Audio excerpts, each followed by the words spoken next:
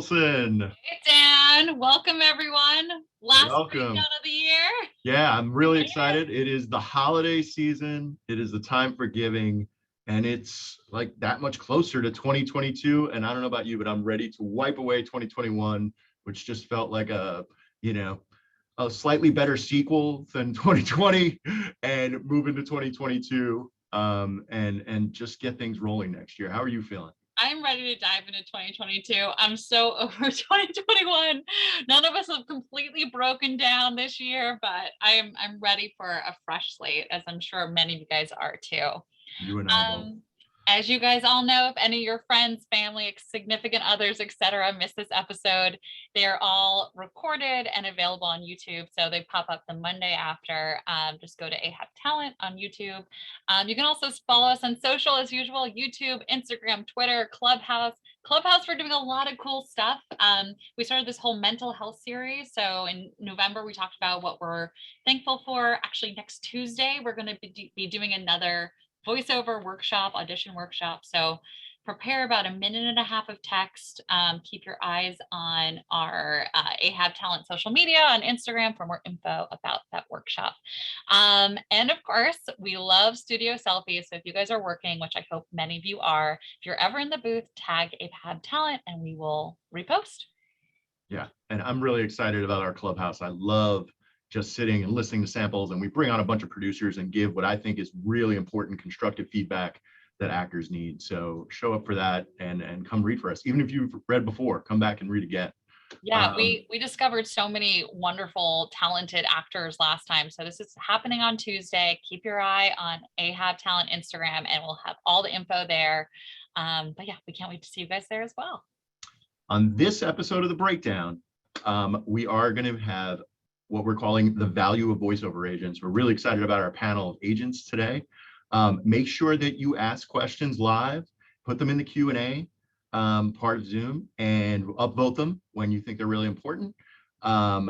We also have our favorite segment of the week, which is VO Roulette, where we bring someone who's in our audience onto our virtual stage to talk with our panelists and with Jules and I. If you're interested in being featured during VO Roulette, just type it in the private chat to the panelists, and Alexis, who's running everything behind the scenes, will bring you up on stage if you're chosen.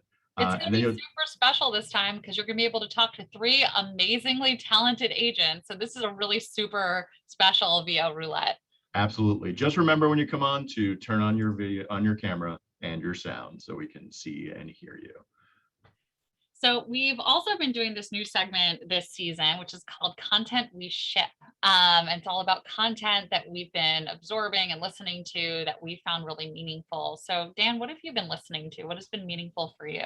You know, really popular book right now that just, I knew a little bit about the production behind the scenes because we produced it, but the audiobook for Will Smith's book, which I've always been slightly fascinated by Will Smith from the time I was a boy watching Fresh Prince of Bel-Air, to his rap records, to now him just being the mega star and influencer that he's become. His audiobook is really unique, not only because, you know, you really learn everything about him from his time in North Philadelphia to the time being this massive superstar, but there's so much cool music and composed music throughout the entire audiobook. And just like he is on film, he's a great storyteller and, you know, brings all the emotion to an audiobook recording that you would want. So check out Will. I think it's a really, really excellent audiobook. It reminds me a lot of having listened to Matthew McConaughey's audiobook. He just gets all up inside his life, and it feels like you're sitting right across from him when he's telling the story. So check out Will for sure. What about you, Jules? You know, I had something all teed up and I decided to go a little rogue and take a different approach today. So I had a podcast all teed up and I thought instead something I've been doing and aligned with our clubhouses, which has all been about mental health, being present, approaching the new year. I've been very just aware of the different types of content I'm ingesting. And I just wanted to instead send out a message to you guys to just be aware of the content you're ingesting in terms of like what's affecting you positively, negatively. For instance, I realize I love TikTok. I've been on TikTok a bunch, and I was like, you know what? I'm kind of binging a little bit too hard on this recently, so I decided to take that app off of my phone for now, and I'll probably put it back on January, February. But I think in that way, just be aware of the content that you have. So whether it's audiobooks, podcasts, TV shows, whatever, or if you decide, you know what, I'm going to turn off all these things and just be present with friends and family over the holidays, that's great too. You don't need to binge content all the time, even though we kind of feel like we do.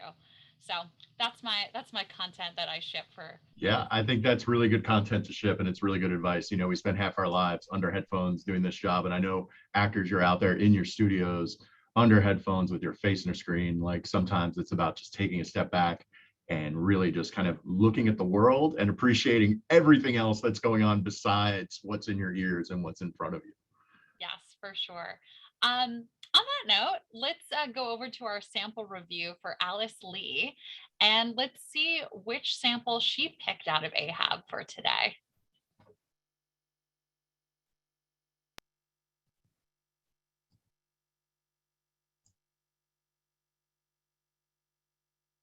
I've chosen a sample from David Epstein. This is an audition for a kid's book. And I think in this clip, David makes it sound quite easy, but I use this sample as a test script for potential narrators to read.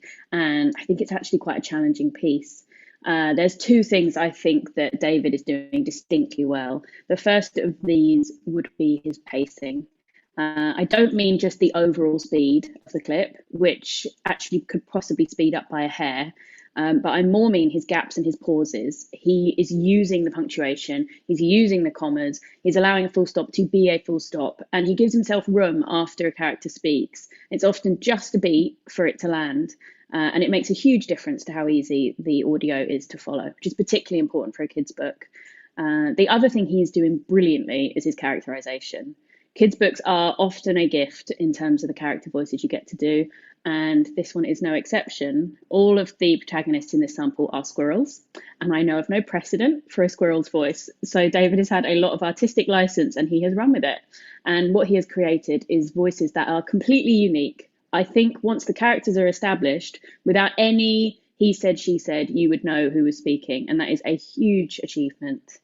The only feedback we had from the author on this sample was that bounce could be a little bit bouncier, and we were able to implement this in the actual recording. As off the back of this sample, David got the job as the series narrator. I've chosen David Epstein. In a grove of tall trees, the sun sparkled through branches and a light breeze wiggled new leaves. It was late spring. Finally, the first warm winds of the year made everything feel hopeful and happy. Through the spots of sunlight, 4 giggling young squirrels lined up, ready and waiting. Their course was decided. Jump off the low branch, run around the trunk, head straight to the 3rd maple, go down the hill, and then climb back up the tree. Okie dokie then. Is everyone ready? Asked Bounce, hopping up and down. Vroom, vroom, vroom, vroom, Roared another one. Ready, the other 2 said, excited. Okay then. Ready? Set. No, no, no, no! Yelled Rever before his brother could finish. Not again, Rever's siblings moaned. Rever stomped in front of Bounce and put his nose against his brother's. You're supposed to say, drivers, start your engines. Rever was so annoyed. How many times do we have to go through this? Everyone knows this is how you start a race. Well, first, Bounce argued, we're not drivers. And second, we don't have engines. And third, you don't even know what an engine is. Oh, brother, here we go again, their tiny sister Sprite whispered under her breath. I know what an engine is, Rever insisted. What then? What is it then, huh? Bounce demanded. That's easy, Rever said. He had watched millions of races from their nest overlooking the racetrack. He knew exactly what an engine was. It's the loud, smelly, rumbly, majingy thingy with all the twisty pieces underneath the lid. The rumbly majingy thingy? Bounce was losing patience. Yes, and I don't really know what it does exactly. Wow, man of a million voices. Seriously, he is absolutely excellent. And Jules, can you give us just a little context? You know, Alice Lee works for a company called ID Audio, which is a production studio in the UK. Yeah, it's ID Audio. It's a long established production studio in London, UK. They produced the 2021 Audie Award of the Year, which I'm sure we wish we would have won, but we'll give it to them. And Alice has been with the company for 10 years. And most recently, she moved to Vancouver to head up their North American branch. So congratulations to David for being selected by her. I loved the personality he brought to that sample. But yeah, Vancouver-based narrators, feel free to reach out to Alice. We had some of her contact info up there on the past screen. And if anyone needs high quality, experienced audiobook production in Vancouver, feel free to look her up.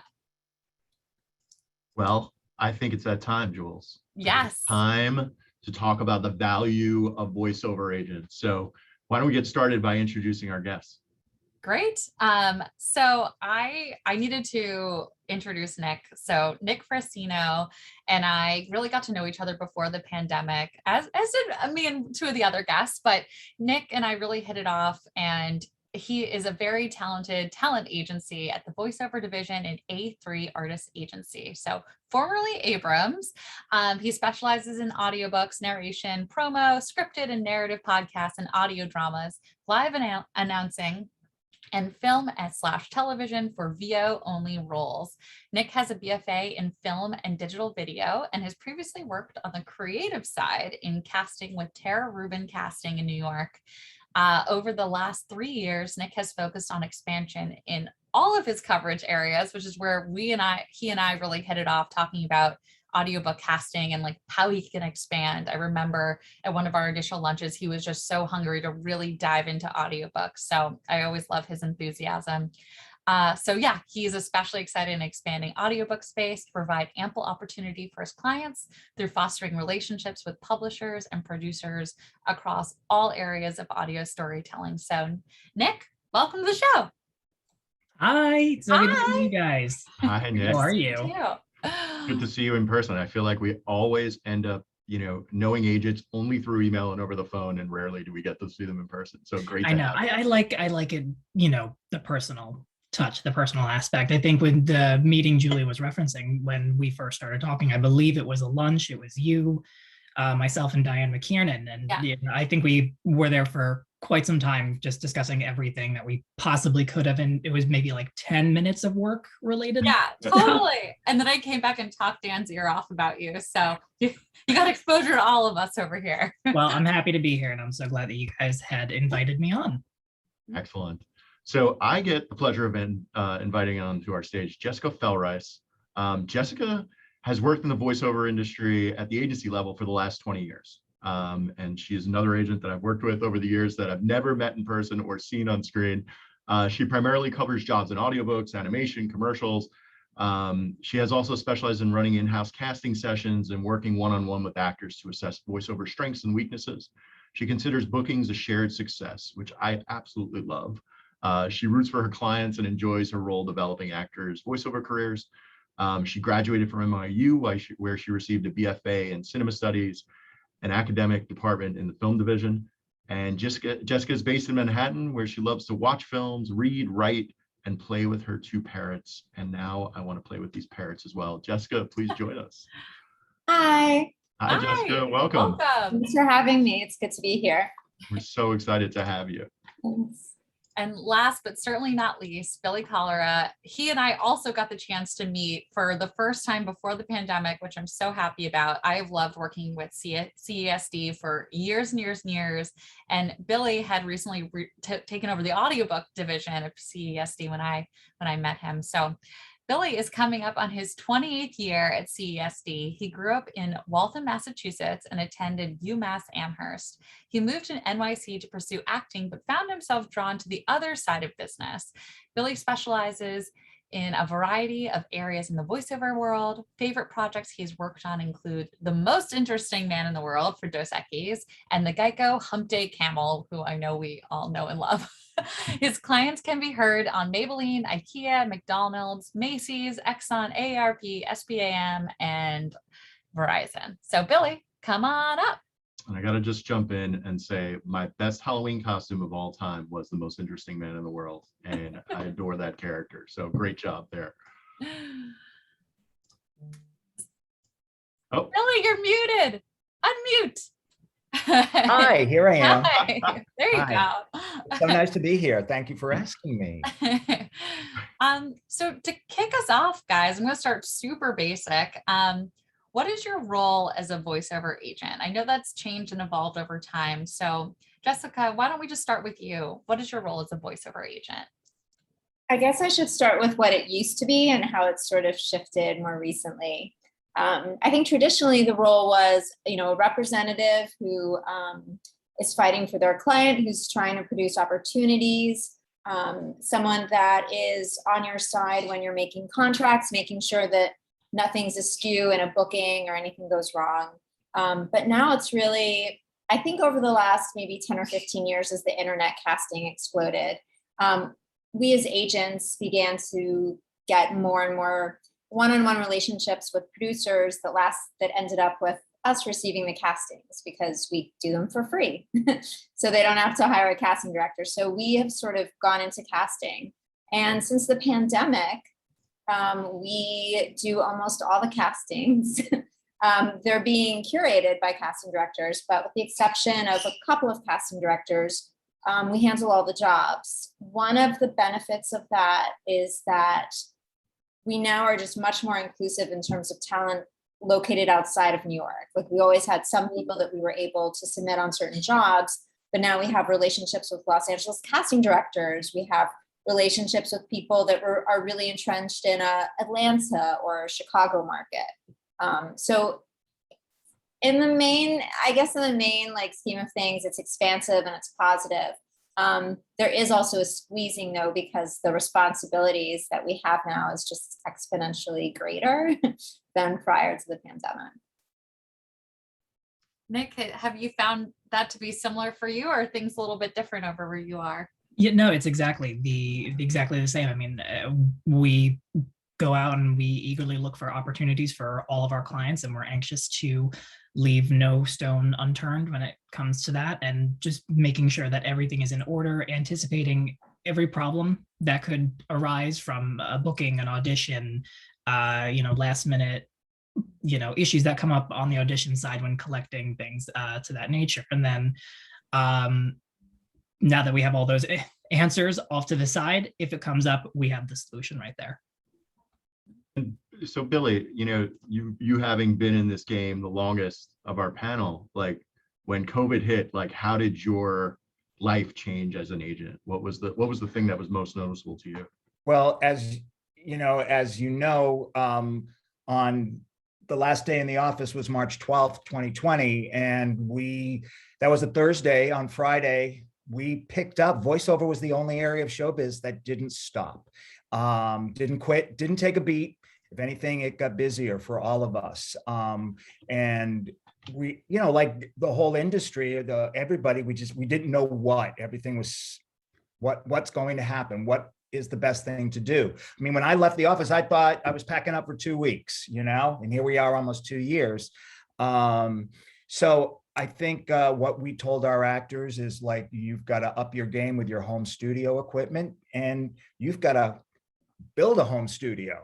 You've got to it's not going to be just to send us an MP3 in a quiet place. Now you do need to reconstruct your closets, your something, and you have to get Source Connect. I mean, in the commercial world, I'm talking commercially, 99% of the casting world and the agency world demanded Source Connect. There are other people out there, but they were comfortable with Source Connect. They knew Source Connect. So this became the norm. And so we told our actors, basically, you have to get this. If you want to work in this business, you've got to get Source Connect. You have to do this. We're not going to send you auditions until you send us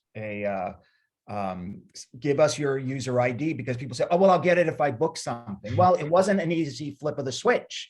Sometimes it took 2 weeks at the beginning. We all should have taken out stock in Source Connect. Yeah. Sometimes it would take 2 weeks to get Source Connect up and running, because they were out of their minds. They were out of their minds with what they had to accommodate. And then you had to learn Source Connect.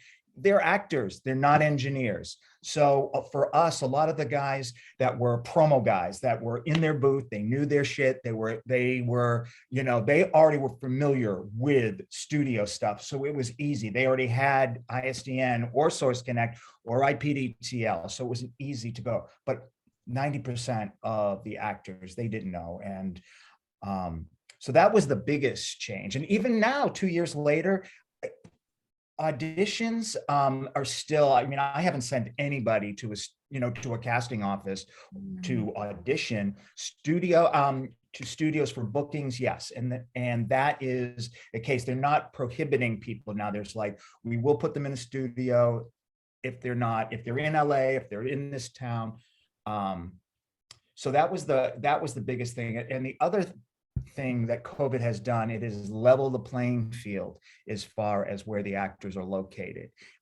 So even though we do have an office in LA as well as New York, we don't work with all of their clients, but it opened up opportunities to work with with some of their clients, with other actors that approached us that we may not, you're in Atlanta, you're here, you're there. But now it's just like all bets are off, Yeah. It's truly become what I always wanted the VO industry to be, which is not just New York and LA and London, like the entire US for casting. And it's a lot more ground for you all to cover when you're finding talent. Absolutely. But I do think, technology has helped this industry in a lot of ways. So hopefully it's helped you guys as well. Yeah, well, I did a lot of classes that we found great people. And if you said Source Connect, boy, we listened. We paid extra attention to you if you said got a home studio and Source Connect. So for our audience who are from literally all over the world, I saw people from Canada, from South Africa, from New York City. Now that we are this kind of more global, or even if it's only just North America, cast for representing talent, how do actors, whether they're new in their career or more seasoned in their career, go about getting an agent? We'll just take it back a step. If they're looking to get represented, and I'll kick this over to you, Nic, just to kick us off. Where do they begin? It's an interesting question, because there's no one size fits all answer for anybody in whatever stage. If they're just starting out, if they are, a little bit more established, they have credits to their name. What it really comes down to is, at least for me, I value training a lot in that, because at the end of the day, you're an actor. This is an actor's medium across all facets of this business. Audiobooks has an element of storytelling. Even promo is a form of storytelling. Commercial, you're telling a story in 10 to 15, sometimes 30 seconds. So for me, seeing that and having somebody update us with that information of, this is what I'm doing to improve my skills. This is what I'm doing to network with other actors and casting directors in the community that I'm in. Those are things that we would love to see. And that's what gets attention. That's what creates word of mouth. And then, someone who speaks to somebody else who recommended you. And now all of a sudden you're connected to this whole other network of other agents and professionals. Jessica, how about you? How do people go about landing you as their dream agent, if possible? It's very similar. I personally really like to come across someone in a play. I have been back to a play in films, in comedy world. I really like finding somebody that either maybe is an existing client in another department in my agency, or someone that's just a new face to me, and someone obviously that's talented, but it's also for voiceovers, I find it's somebody that is kind of attractive. There's something personality wise that's inviting, somebody that's a bit more curious or a listener than a talker. Because even though we're obviously listening to voices, when I'm watching someone in a performance and I feel a sense of engagement, like I feel like, you know, if it's an actor that they're listening to other people in a scene, if it's on stage at a comedy show, that it's somebody that is able to adjust on the fly due to the audience's reception, I find that really attractive. I think also just because I have a lot of experience directing actors in the booth, I find that people that I've gotten to know over the years that are just good listeners in real life tends to be able to hear direction more. I think it's a tricky thing when you're an actor and it's just your voice. You know, it's this tiny thing that comes from your mouth and lives inside my ear. It's an incredible degree of intimacy, and people that are able to really receive and understand direction and put their own assumptions about their voice aside are more attractive to me as actors in the voiceover world.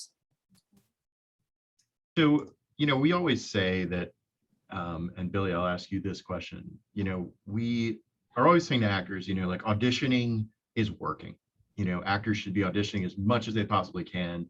It's important. I know there's a lot of actors who, especially in the voiceover industry, after you've done a few things, you're kind of like, oh, why do I feel like I have to audition? But it's working. It's working on your craft. It's working on, you know, just building your career. You know, how can an actor generate more opportunities to audition? And generally, like, how can they create them for themselves if they don't have an agent?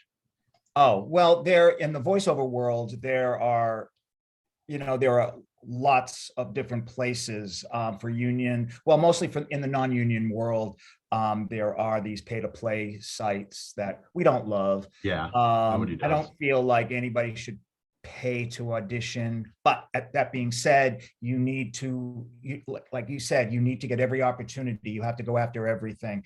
You can. I don't love the pay to play, but you have to start somewhere, and experience is experience. Bring me back. Well, I guess even, you know, working with you, how do you encourage your clients to find more opportunity on their own? Because you can't be with them holding their hand at 24/7, right? See, we're a signed agency. They are looking to us. I mean, a good portion of the actors, you know, will self-market a bit, but again, it's more people that are starting out. But people that are established, they're not marketing themselves. What they can do is maybe brush up, because reads change, you know, as the time. I mean, I've been here, and the types of reads change. Everything is so non-announcer. I mean, if we hear that, you know, we hear that so much all the time. People can improve, but it's kind of tough. They're not. In the commercial world, they're looking to us, you know, to find them the opportunities. That's the reality. When you're signed with an agency, and we're all, you know, in a sign, you know, I believe we worked exclusively with actors, so it's they're looking at us. And Nic, do you have any suggestions on what actors should really be doing in that downtime, you know, between auditions? And you know, I know we touched on kind of like working on your skills, but are there specific things in the voiceover industry you would point people in the direction of like, you know, you should work on this, and this is where you want to go about it, whether it's like re-educating yourself or just trying to find opportunities and meet new people? Yeah, I think a lot of it does, for me, is really sharpening those skills. And that's not just voiceover specific skills. It could be something that is related to improv. Absorb as much content as you possibly can. You know, you can learn a lot from osmosis of someone else's performance, of like, that's a really great choice. That's good for me to take to my next audition. Not that you want to mimic anyone else's work, but there are some things that you can hear in a published audiobook that really resonates, and you're like, that's really good. I understand now where in my voice, how to access that sound, how to replicate a sound, how to get there quickly, what breath control can do. So in a way, all of those things are related. So it could be any sort of acting class, professional networking, creating your own content. Sometimes I know that a lot of talent out there writes their own, shorts, and they produce their own webisodes, things to that nature. So those are all things that I would say are definitely helpful in honing your craft, networking with other actors, because you don't know who anybody else will meet and who you could be instantly connected to tomorrow or within the next hour. You just never know. Yeah, and I think like now having access to all the gear in your actual home really helps kind of evolve your skill set, because you can just kind of open, like a musician to some extent, you can pick up your guitar and at any moment and start working on it, record it, listen to it back, and really start to kind of evolve as an artist. And for you, Jessica, what is your agency doing at this moment to help raise up, actors from underrepresented backgrounds? Are there any initiatives or strategies that you guys are taking with that? Yeah, we actually at the CEO and COO of our agency did several of these webinars where we did sort of town hall style meetings about representation of different groups of actors, people of color, Asian American, Pacific Islander. We had several of them actually.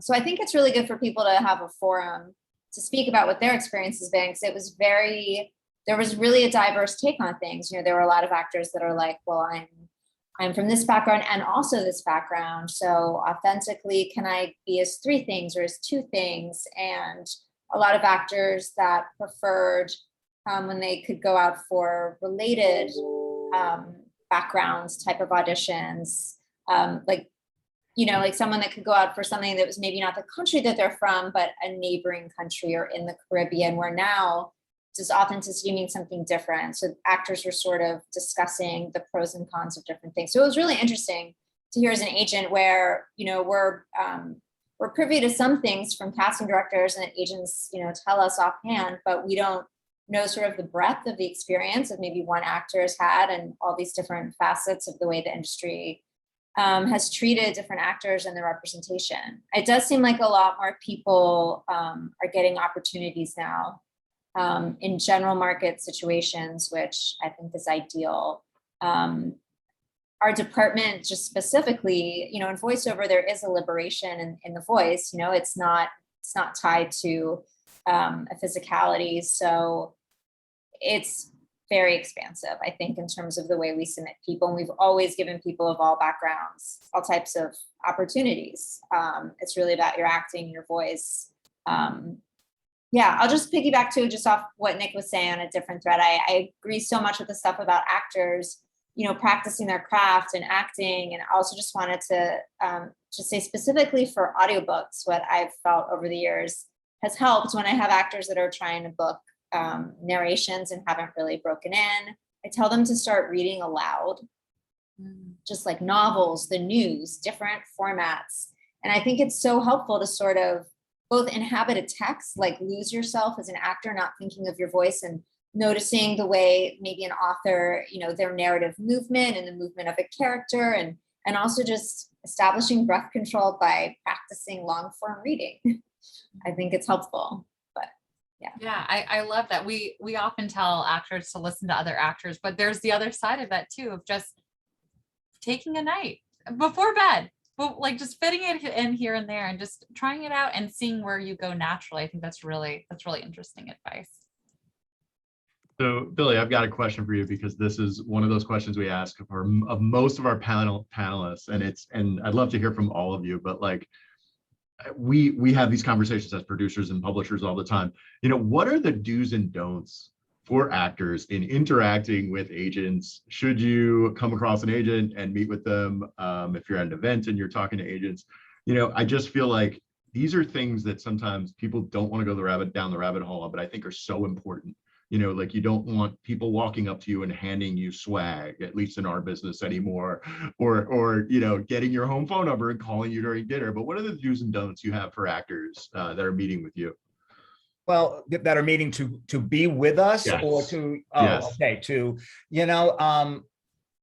God, the do's and don'ts. And you know what, frankly, or are with you. I think it's two-part, right? It's actors that want to be with an agent, but also the actors that do work for you, because I have talked to agents who are like, this client is really a lot of work, you know? Yeah, Like, yeah. I mean, you're going to get that everywhere. I mean, people that want to be, that want to be with the agency, with an agent. I mean, you can't be pushy. I had one person that, was just constant with the emails, with the submissions. And it's like, dude, after 6 months, we haven't responded. Stop. Like, I had to finally write them back. So, but, coming up to me, I don't mind, me, you see me, I do these panels, and sometimes I don't, I don't remember. I don't mind if people come up to me and keep, like, how often should people keep in touch? It's like, if they send a demo and we haven't responded, it's okay to follow up, because it sometimes will trigger, because sometimes I don't. We all receive so many demos, in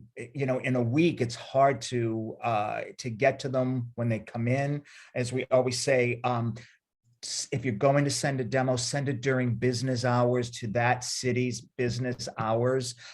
Anything I get after, at 10 o'clock at night or over the weekend, I'm sorry, I'm going to forget, and I'm going to probably just delete it. So, I mean, that's if you're going to send something, send it during our business hours. You'll have a better shot at one of us looking at it. For me, when you were talking about, like, what do you look for? And right now the world is, we need to hear how you read copy. I mean, we need a strong commercial demo.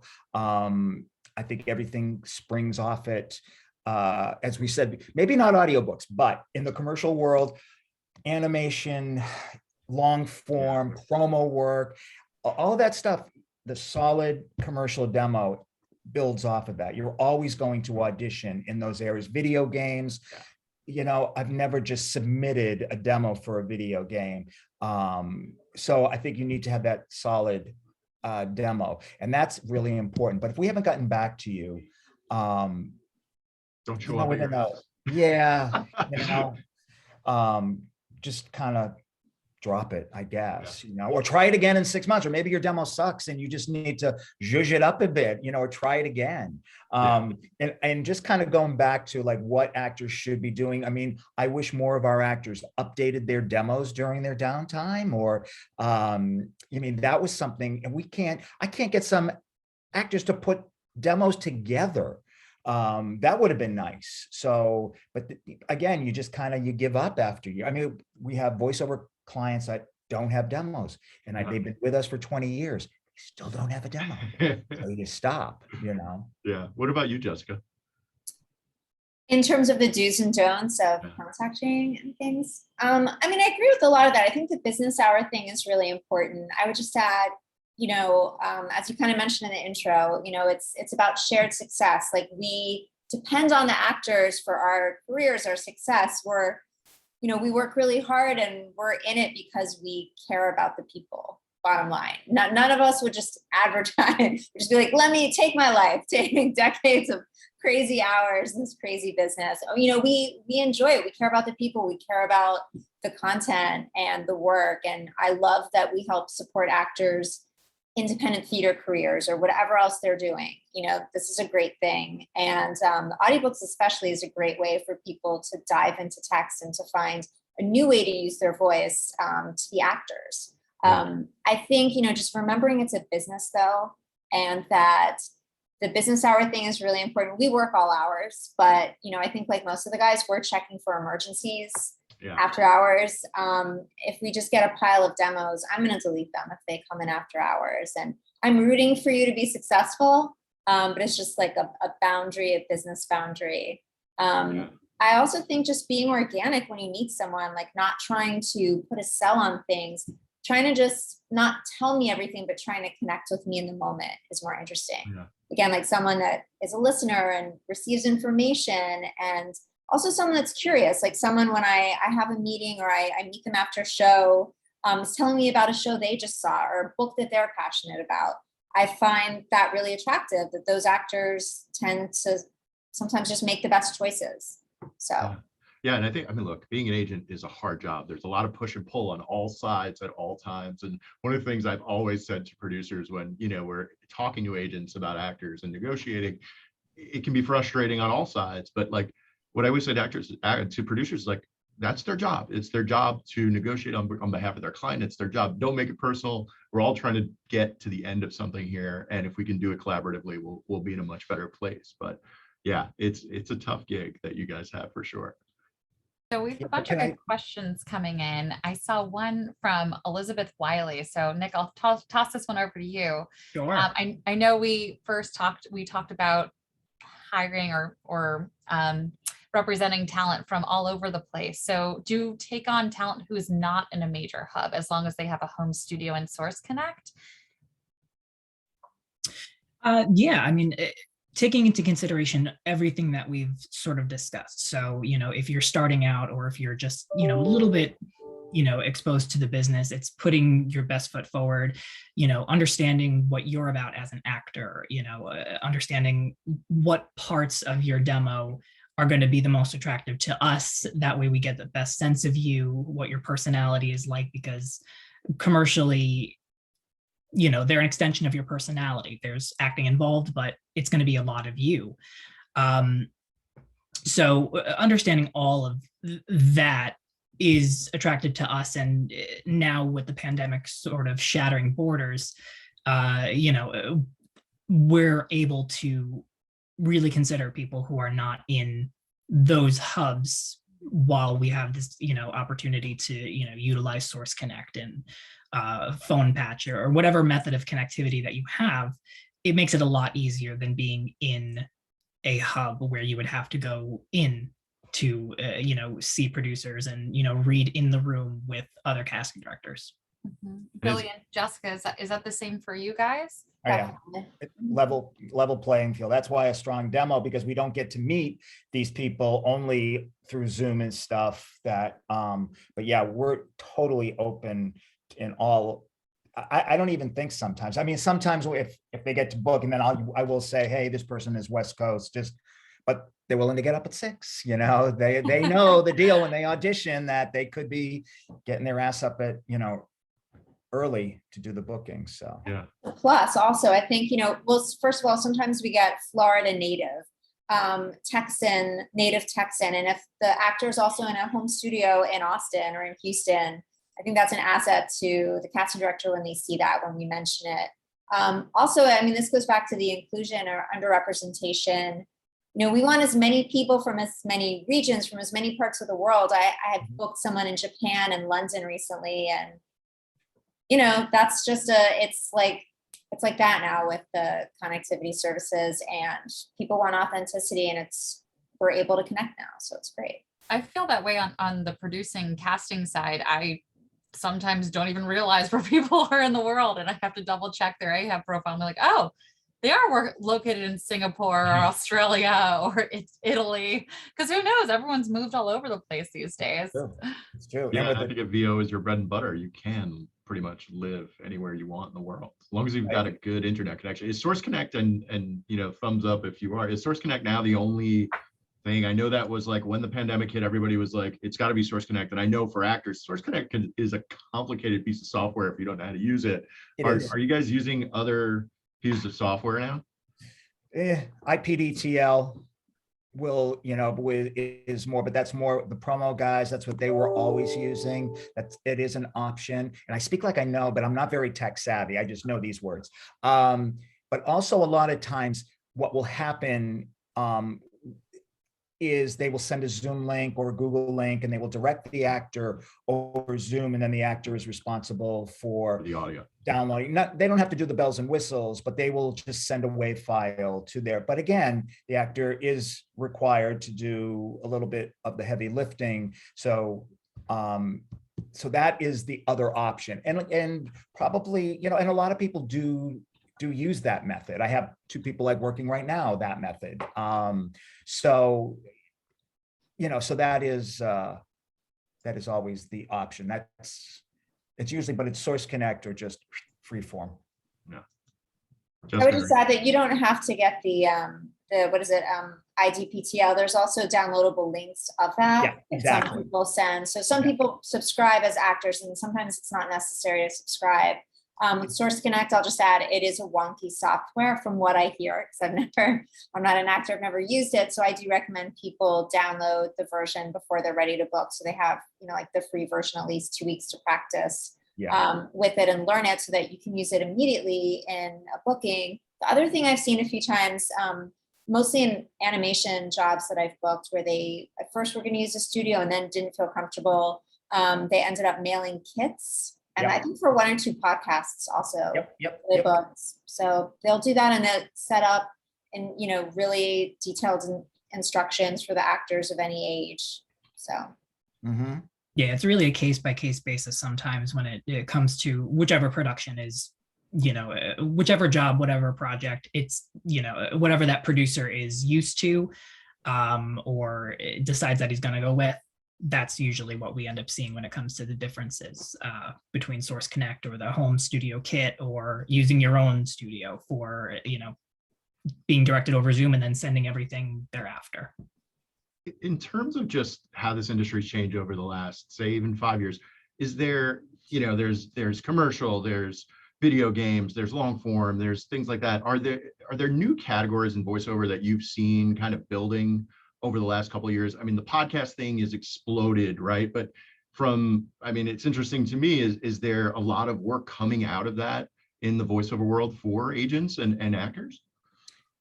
Yes, at all different levels. I mean, some podcasts don't pay, some pay $1. Yeah. Most pay $1. Then you get a dime out of that. I mean, that's now, great. And at the beginning, but nobody was working, and so all actors would work for the $1. They didn't give a shit. They just wanted to work, and it was good. It was keeping them busy, and and now they've gotten better, and they have gotten, I feel like the union didn't really have, because it was a free-for-all. They didn't have any set rates in the podcast. It was project to project. So everybody had their own sort of rates, which, you had to, everything was different. You never knew. But that is, I guess podcast is the only thing that I can really think of that over the last 2 years. Can you guys think of anything else that's really exploded other than podcasts? Just now that I'm doing animation, I've noticed I booked 1 or 2 of these. They're not interstitials, but they're almost interstitials. They're like these miniature animated programs. They're like 8 minutes long, 9 minutes long, but they're a series, and they're under contract as SAG-AFTRA theatrical series. So I booked a couple of people on those as guests and recurring. And, they're now on like Disney Plus and AMC Plus, and a lot of the basic cable that are now subscription services are using those as bonuses to lure people in. So I've noticed that there's more and more of that, not as much as podcasts. The podcasts and the books, for me, I would say like a big thing that's shifted in terms of the last couple years, in terms of what actors want to do. Along those lines, I used to have a lot of actors that refused to do audiobooks. Yes. And people, and I was we know. Yeah. And I always was a proponent of them. And other agents would say, take them out of the other work. It's too labor intensive. But I think it helps people be better voiceover actors. I also think it just kind of renews this love of the work, because it's books. You should love books. It's more than just commercials. But now I think people really see the value, and there are all these actors that are talking to me about getting on Ahab and building profiles that aren't commercial samples, but dramatic samples, and learning the value and how much work there is, and how many interesting books and how many interesting podcasts, even if they're low rate, but there's someone interesting, creatively involved. I think everybody in our field is kind of second thinking these things, which I like. Yeah, a lot of agents, especially like even before the pandemic, would call me out of the blue and say, hey, this person's really interested in audiobook. And I was like, hey, when I started like 15 years ago, you hung up on me when I called about that client. Like, I'm excited about this still, and I'm still going to find something for them. But yeah, I think because the genre has just grown, and it's such good work, as you said, Jessica, just as filler, like in between the big budget things you might be doing to kind of work on your skills. And you get to play all the characters most of the time, which can be really excellent, or be in a multicast production that can really kind of be exciting with working with other actors. I think there's so much value to it for actors, especially if they're just like, hey, I got some time between gigs and I really want to do something interesting. So thank you to all of you for being advocates for the it's allowed genre. us to discover because we're not really discovering, but we're discovering them for our industry. So many new actors that I've never worked with before, and auditioning for me via Ahab has really opened my eyes to so many actors I've never interacted with before. And sometimes they're beating out seasoned actors I've worked with a ton, and there's a balance there. But yeah, I'm always so grateful for discovering new talent, and especially for me in the young adult and YA space, because that's such a tricky space to find adults who are in their 20s, 30s, 40s, et cetera, who sound like teenagers. So I've done a lot of that recently. Well, and also, Jules, just to say this, Yeah. how great is it sometimes when someone comes from the VO industry and like is a stage actor or wants to be a film actor and blows up eventually, right? And you're like, oh my God, I remember that person. They read an audiobook for me, when they were just starting out, and now they're actually on a TV show. So it's always pretty cool to see people evolve in that way. Yeah. So this conversation has flown by as usual, and we thank you all for your wisdom, but we are going to move on to VO Roulette and pulling up one of our actors from the audience to ask you a few questions. We can throw a few questions their way as well. So today, and correct me on your last name if I mispronounce it, we have Janet Burroughs. Janet Burroughs, come on up.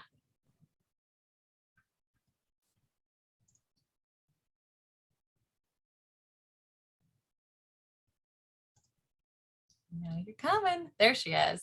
Hello. Hi, Janet. Hello, welcome, How you Janet. doing? I'm doing great. I'm here in Eagle Rock, Los Angeles. It's really exciting, to be honest. Thank you all. I've learned a lot. I'm a longtime actress and acting teacher. I'm returning to voiceover after getting into it through Dove Audio. Through my first voiceover job was with Carl Reiner and Ed Asner and Richard Kind doing the Dybbuk for Dove Audio Wow. and NPR, and it won an Audie, and it was really fun. And I did some commercials after that. And then started to get into audiobook, and then someone in the family needed to make more money. So I went and taught theater in LA high schools for 10 years, 8 to 10 years. And now I'm back, and I've started doing some more books, which I really am enjoying, and podcasts. Some of the lower level things, Billy, that you talked about, that, and actually Jessica, that you did too, that are fun and a creative way to stay alive. Also doing voiceover for films. I do on-camera work for like AFI films and things like that, shorts. And I've been enjoying doing voiceover for some of those films as well.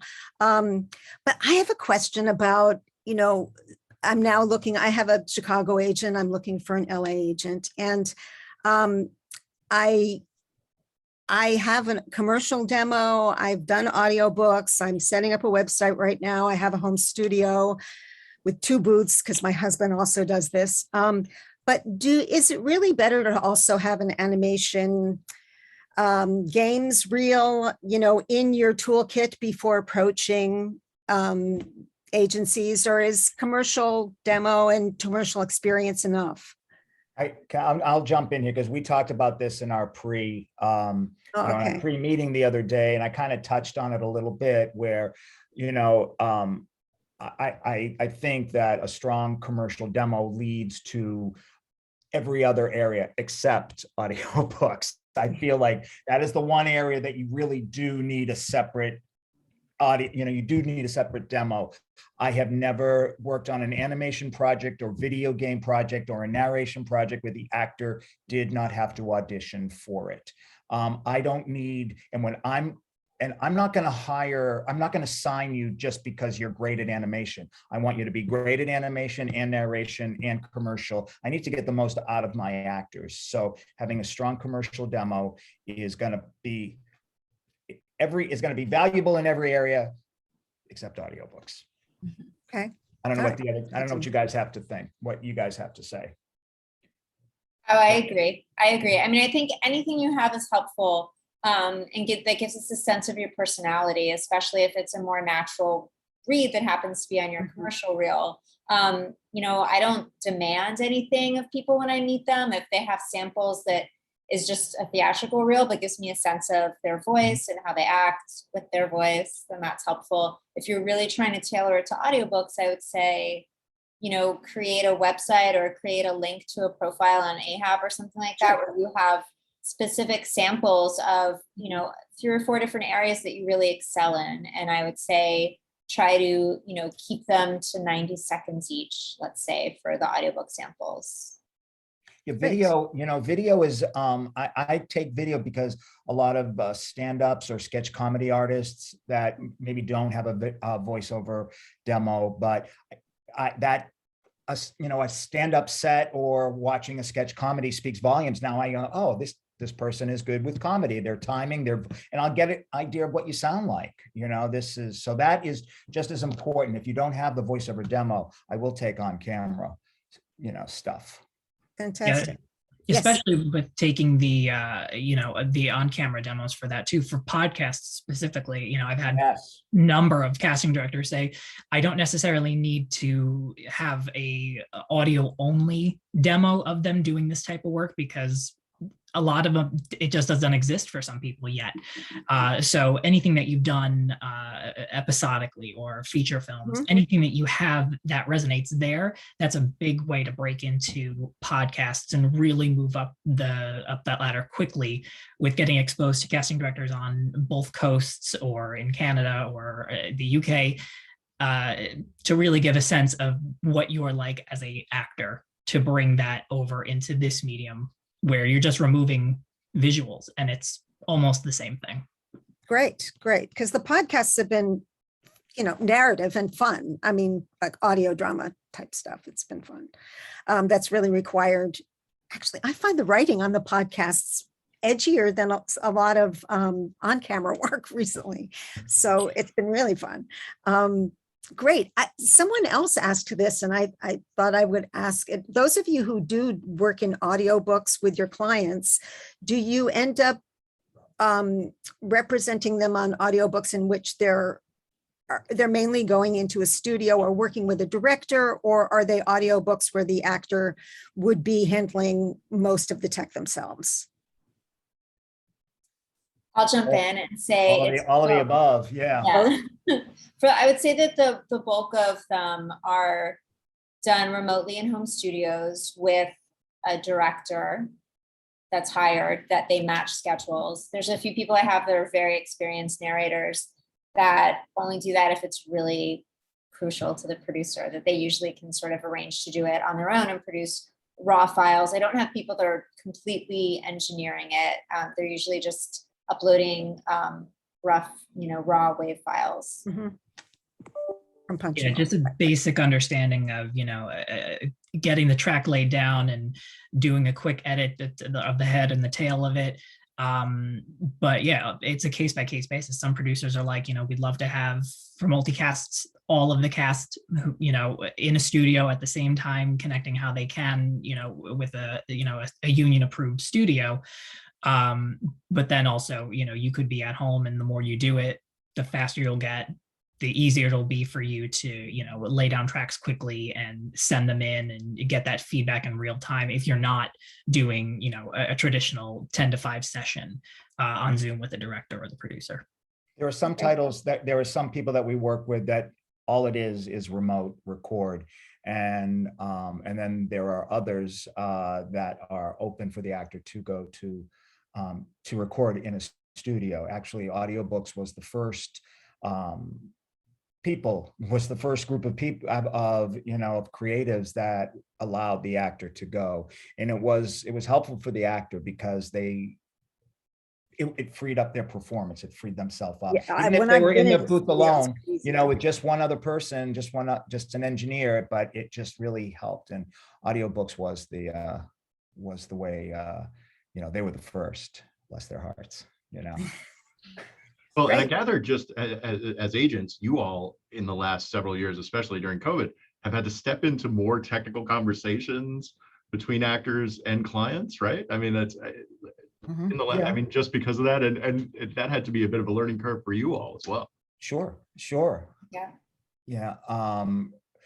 unfortunately, I work with great people that understand it better than I do. And, but you know what? And one thing I got to say is all Source Connect, I found that the engineers in every capacity were the most helpful, giving, generous with the actors, teaching them, helpful. That's why you always did a test prior. They would help you with the Source Connect. I mean, they were so accommodating and wonderful, still to this very day, because people are still booking and using Source Connect for the first time. And the engineers, they've been great, I have found, across the board.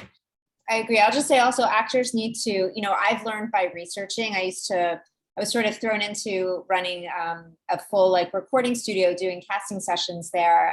The previous agency I worked in, I did Google tutorials, and this was, 15 years ago. So imagine how many things you can find on Google and YouTube now.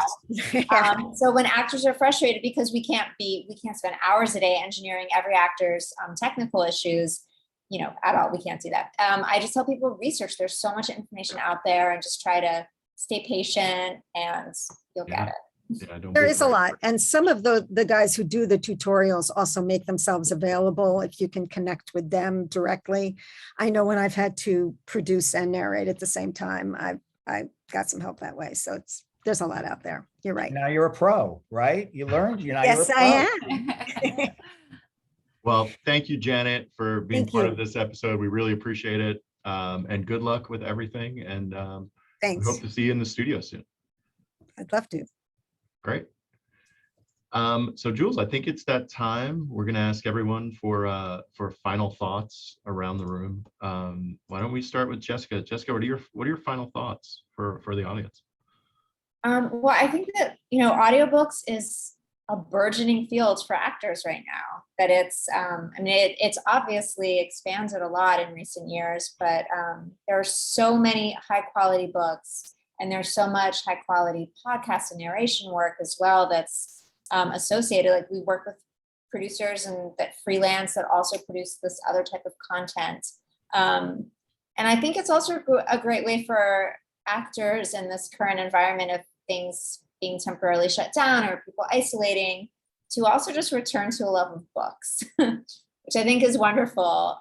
So just this love of text, this love of long form characters, of really being free to expand into a lot of different characters and voices, and the freedom that gives actors in voice work, I think is terrific. And it's just a great new group of people that some of our actors haven't met and worked with before. So I just really encourage it. Great. How about you, Nic? Yeah, I think final thought, there's nothing like voice work to strengthen you as an actor. Every aspect of VO, whether that's audiobooks, promo, commercial, animation, the more reps you get in for auditioning, it's going to free you up to go into every new audition, every new opportunity with much more clarity, with breath control, with understanding, character and understanding punctuation and how the sentence structure is going to help your performance. And it's just going to free you up. So the more and more you do it, the better you will get, the easier it'll get. And all of your stress, all of your worries about going into an audition room. I know some people are very nervous about doing that. Some people say that they're not good auditioners. And I say, the more you do it, the more you'll find that you are a good auditioner. You just need to break down those walls and get past what you're so afraid of. And it's just by doing, and it's just by reading and absorbing all of that information and strengthening your skills. And, don't be afraid to fail, because that mistake that you made, or you think that you made, could be a great choice that a director can be like, I actually love this, and I want this in, the book, or I want this in the episode, because it's just going to add something that much more rich to the experience for a reader or a listener. Excellent advice. Billy?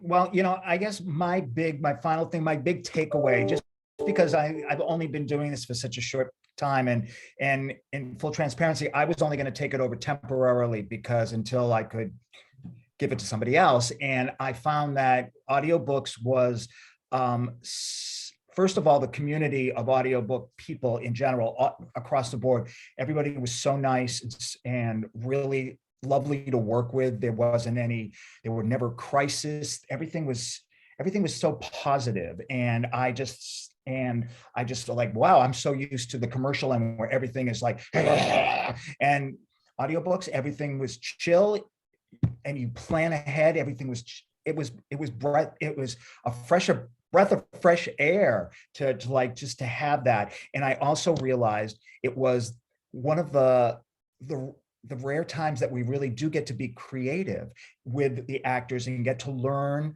what they can do. And I felt also what I loved about it, it was such a collaboration with not only the agents and the actors and you and the studios. It was just such a collaborative, and it just was refreshing, I guess, is what I have to say. And I'm still learning. I'm still learning so much about this end of the business that I really, I love doing it, and I'm not going to give it up, until I retire. So I enjoy it. And I think it's such one of the last areas in voiceover that you can really, and other podcasts, other than podcasts now, can really explore that creative side of you. That's my Wonderful. Jules? Yeah, Final thoughts of the year. Oh my God, of the year. I guess it's a good final thought of the year. I really liked what Nic said about, I think the term was smashing borders or something like along those lines. We really are such a global community these days, and that includes the audiobook and voiceover community. So no matter where you are, there's tons of opportunities out there, and they're continuing to grow, as Dan and I both see in our title list, going up every single year. So whether you're an American living in Italy or an Australian living in England, there are people casting all over the world, and just keep at it. Dan always says that. Keep at it, keep working, keep auditioning. Auditioning is my favorite way to hire people these days. So please keep auditioning for me. Even if you haven't gotten that gig yet, I'm trying to give people more and more feedback. I don't always have time to, but even if I can just send you guys like a good work, keep going.